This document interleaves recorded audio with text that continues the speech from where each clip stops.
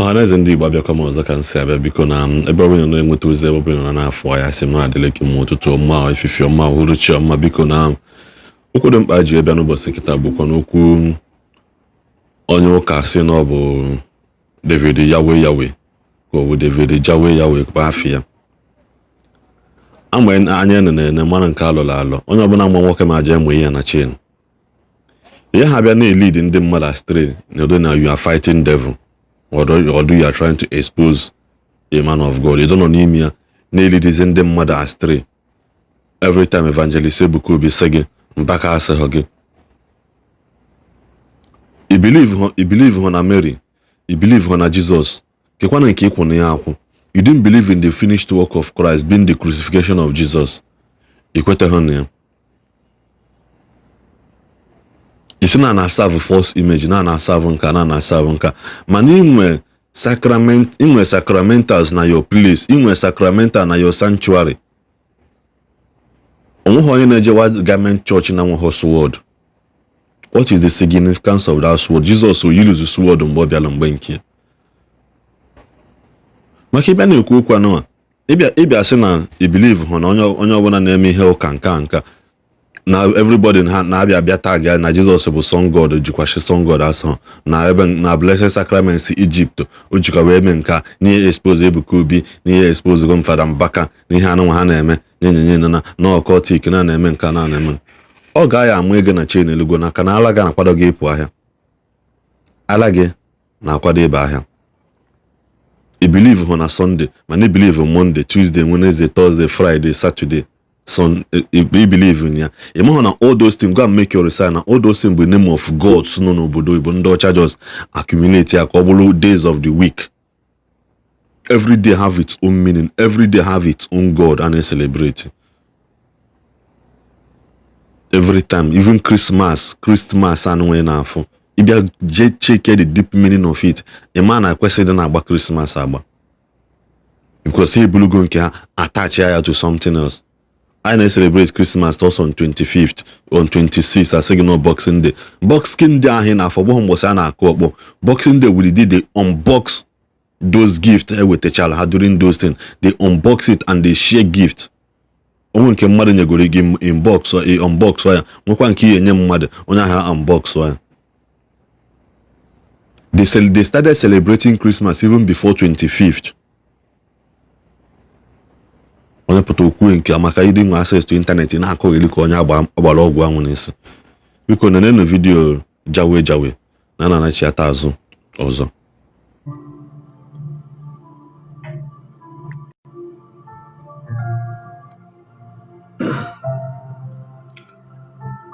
Ọhaneze ọmụwa na-ekwu Arizechukwu Kadibia ihe ndị omepe peji abụ ka nzọpụta ndị Igbo. Ihe a bụ A to Z Igbo Jesus ndị Igbo Ụmụchukwu Kadibia spiritual solution. Ihe ji bịa ụbọchị taa bụ ka emepere ndị mmadụ anya na alụ na-eme n'ụka karịzịrị. Eji m Baịbụl a were na-aṅụ iyi na ya Baịbụl ndị Roman Catholic good news were na-aṅụ iyi na-asị ọ bụ na nna abịa ka m kwujọọ ndị Roman Catholic ihe nchọba n'ụwa ka hapụ inweta ya beta ọ bụ n'eziokwu ka m na-ekwu na onye Chukwu zitere ka m na-ekwu nwoke ọbụla Reverend Fada ga-agba mgba banyere okwu a or Bishop or Pope ka God I serve Holy Spirit the Almighty Yahweh use what the fire angel destroyed that man and his family. The mighty name of Yeshua. If I na funa ka na-akpọ the Holy Sacrament or whatever, if I had to kirikiri Mbaka ji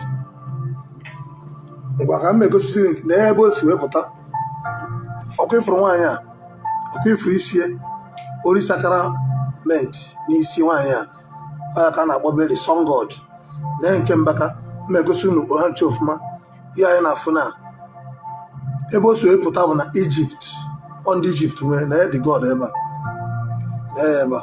Holy Sacrament ihe anyị na-afụ na Holy Sacrament ma ndị ọkọt na-anata oriri ma ndị witchcraft na-anata oriri ma ndị idol na-anata oriri onwe ife na-eme ha because of idol ka ọ bụ gee ntị Bible ka nji aga iyi na-asị gị bịago n'ụlọ ikpe mmeji Bible a win ndị Roman Catholic. Ị bịa na spiritual power mmeji Bible a win ndị Roman Catholic because Bible belong to people on Sabbath. Ya nji na-abụ a na-akpọ ya the staff of Moses. Ndị nwe Sabbath, ndị nwe Bible a bụ ndị Sabbath ndị Jew, ọ bụrụ Roman Catholic. Roman Catholic take the Bible and turn it upside down, which is, if in court of law, only that one alone can take them to, in the spiritual realm, all of them will go to hellfire. And check I go come more forgetting each Bible need deceive the mother. Chineke si ga gbara afere efe akpọrọ akpụ emeghe na efe ya akpọrọ akpụ. Ọ si good ụbọchị izu ike nsọ, which is Saturday, he changed it to Sunday. The same Roman people bụ ndị gburu Jesus Christ. The same Roman people bụ ndị gburu ọha nwa bụkwa ndị gburu 6 million Jews. You can Google it on your phone. They play the show. Now, mmụọ a na-akpọ Mary na abụrụ Mary. Ihe a ka a na-akpọ Queen of Heaven. Arụsị ha butere from Egypt. N'ebe ha ga-egosi gị before, after, and now. N'ebe n'edi mmụọ ebe ka nche ebe ọ dị ofuma n'ebe na-afịa na ka ọ dị before. Ihe a bụ mmụọ a na-efe na Egypt. Oh my God. I want to show you very well, so you don't say don't see it. May I go see you off my key? Happens in the full hour. I'm going to see you off my nail, then the more about. Okay, now if you're there before, there after, there well after.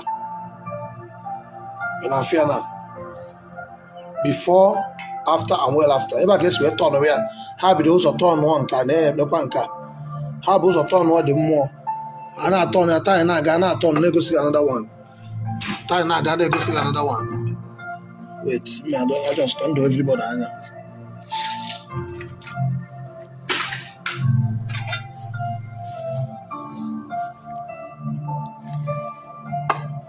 People's going to find on my page. Look at it. You can see the demons.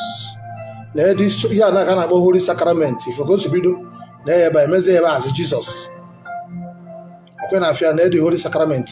Na the mmụọ nwe ebe ya bụ mmụọ ndị Egypt. Kambia. Okay, na afia there na. Oh ya ebe ka sun god. Ebe ụzọ mee nke a. Ba mee nke a we meje Jesus. If ever Jesus is webata. Na the sun. Na the sun. Na the sun. If na the Mary before ya bụ idol. From this idol na ya.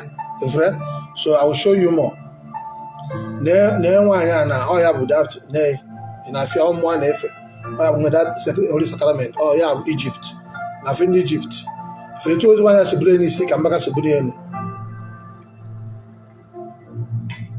ifere ka dị iche na that distance ka dị iche na detail ka dị iche na distance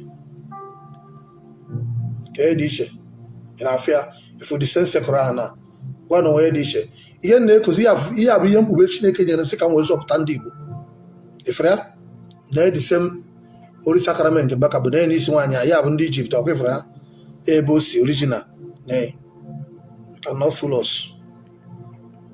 I've come to expose to put to tear down the powers of darkness. Please, you know watch if gbasa na ozi a ihe abụ to ka azọpụta ndị be anyị ndị na-anwụ n'ọkụ ndị ọkọt onye na-amụ nwaanyị onye na-amụ nwa ọnwụọ gịnị na-egwe ihe abụcha this woman na ya the girl, the little girl, lazy from death. But when I hand with the dog, more than 10,000 demons. Yes, more than 10,000 demons before the girl will come back to life. Never. Now, go see no can't. All can't just chill. Mecha will tell you the video of deliverance. You know, the girl about the okuzi. Mbana, Reverend Father Melena. Chineke si ọ bụrụ na ị nweta ibute idol go destroy ya abi onye nke a ga-bute idol. This father amanya na-akpa fada ọkụ ogere bute idol buru idol be ndị mmadụ budasị na be na-edobe na be na o nwere idol agọchara ndị mmadụ anyị ncha bụ ndị Igbo ha nkụziri ihe mmadụ o nwere idol atachara ndị mmadụ o nwere ndị bụcha covenant. This man bịa bukọrọ is for him to destroy the idol ka ndị kere eke do free o burukọrọ the idol na be na-enwa yola o burukọrọ the idol na be the same thing ndị Egypt mere ka ọ na-eme. The the same thing ndị Egypt men, ndị Egypt bịara Africa because ya ndị ọcha ndị Europe bịara Africa because ọ dị adimon na-akpa ike bụrụ na ebe ha chenjigharịa anyị baa ya afa buchi ya tara back na-asị gị na ya mere na ya bụ Jizọs ọ bụ onye ọcha, Mary ọ bụ onye ọcha, ndị a bụ Hebrew people na black people, ha bụ ndị ojii. Jizọs bụ onye Igbo, Mary bụ onye Igbo, so onye ahụ osi na anyị abịakpụpụtara onye ọcha sisi gị na ya ma na ya ba ifin ndị ọcha na-ede na ya abụ idol na pope ebe ọ na-ekisi obere nwa eho pope na-ekisi ife akpụrụ akpụ na ya ịma na ya abụ idol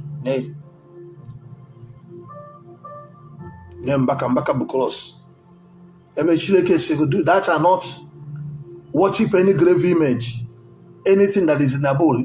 Exodus 20, if they come to court, I will win you people with Exodus 20 verse 1 to 10.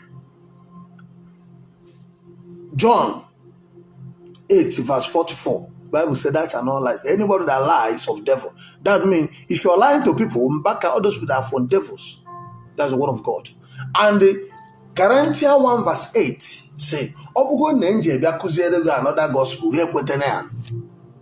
Say na Mary na chuko angel bela appear. Who is angel? Who is angel? God enyego prophet Moses 10 commandments. Iwu iri chukwu. Nye Bible. Why you are game? Or the Isaiah. I want to live father na Bible. Okay, man. But almost for us, no mother of church. I say that Mary is mother of church. How can Mary become mother of church? It's a false doctrine. Mary, mother of God. How can you call Mary mother of? It's insult to me as a prophet. I cannot take it. In fact, I'm the one that's supposed to sue people to court. So you go and answer. You go and pay damages for destroying the word of God. Because this Bible does not belong to the Roman Catholic. It belongs to people of Judaism. It belongs to people of Sabbath. Jesus Christ went to Sabbath. Mary went to Sabbath. How come? How did you get this chaplet used to deceive people? Ndị Igbo genu ntị, unu ekwesịrị ka onye ọbụla bịa buru arụsị na bụrụ na onye a buru deputed arụsị si amebie ya ebe ahụ. O buru arụsị a na o burugo destiny ndị obodo. O buru arụsị a na o burugo ike ndị obodo. Ọ bịa imebi arụsị, akpa ebere imebi arụsị na ọ bụghị ibu ya abụghị ya buru ibu arụsị. Ha ma the mystery, ha bịa ha command ya dị mma gwa na ndị obodo achọ ha soro ha. Mmụọ ebukọrọ bresi ndị mmadụ ma ndị kere ekere arụsị na ikwu nnụ mmadụ amapụta. What do you know? I'm a king deliver. I've delivered more than I've killed a lot of demons. I've delivered a lot of people from idol and Okite and this thing. I'm only prophet that came out and speak about Okite when nobody knows what it is. Okite have killed a lot of people. Idol have killed a lot of people. Where is it? All those Roman people.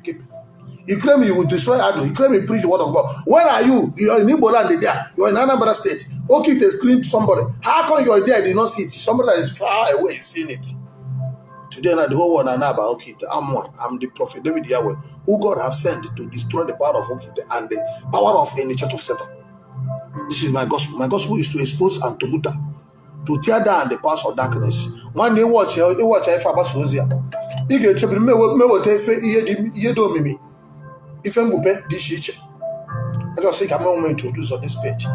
This is my page, my main page. Facebook, I broke it. Please, if you watch on the page, know that my page is bit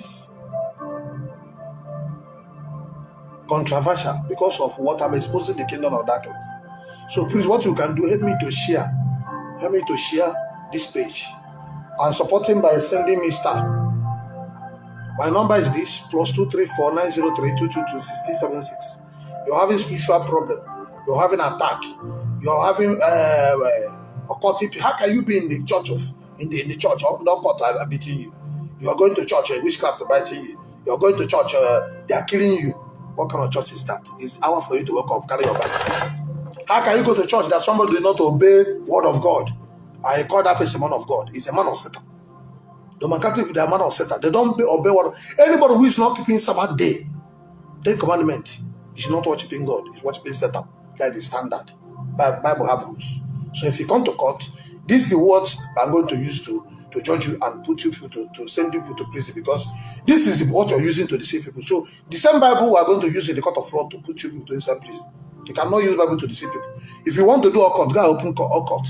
You cannot carry Bible and turn it upside down. This is why all our students are dying, killing innocent people, destroying the whole soul, killing people up and down, making people to enter occult. When they go to church, you see that find out that problem became more, they go to occult, they die. Occultic and the idol people and the Roman Catholic like the same demon walking around. So don't come here flows. I have many evidence. When the time reach, don't worry, very soon I'm going to bring them on here. I love you all. Shalom. Please, Basan Hosea. Omo Prophet David Yahweh. Arize Chukadibi, Okara Maro, Okara Mo. Oye Chineke zitere ka ọzọ pụta ndị Igbo. Onye sa ife na-ekwu ba say Bible Samia who changed Sabbath day to Sunday. Constantine. Who is he? Roman people. Who? Amakwanụ m ka isi na-enecha vidiyo na okwu na-ekwu na ịghọtara ya. Mana ọ bụghị na aghọtara ya, udo dịrị gị mara ka ọzọ mụnwakwu aghọtaghị ebe okwu ya na-aga. Nsịkwana ahụ biko shie ya ka ịma na onye ọzọ ya aghọta. Maka na agwa ofu onye fụrụ ya galekwa igwe eke. Share the reason ji eweta video anụ ebe bụ na ọ na-confuse so a lot of people and the people are thinking that he's doing the right thing where he's doing the wrong thing. Na-fight ya n'okite, na-fight ya na nka, na-fight ya na nka. The prayer of every man n'ụwa anụnwa bụ igbekwa na ekpele ka ọnwụ nwa karịa gị abịa n'ala gị. Mana everyday ikpolo ụka n'ọnụ. Mmene nke gị ka onye ọzọ mere na ka onye ọzọ n'ụlọ onwe ha. Unu si na achọghọ Christianity ngwa allow Christianity ka ọ dịla every time unu kpokwa n'ọnụ omenala kpọ Christian n'ọnụ ndị na ha ekwetekwu na Christian kpọ Christian n'ọnụ aya gbapụrụ na agbapụrụ anwa ka nsị ka m nweta kwa wasolukwa m wee nụlọ ọnụ m n'ụbọchị nkata adịkwuchakwa m ka ọha m n'ọnụ ka enwenụ mgbe ọzọ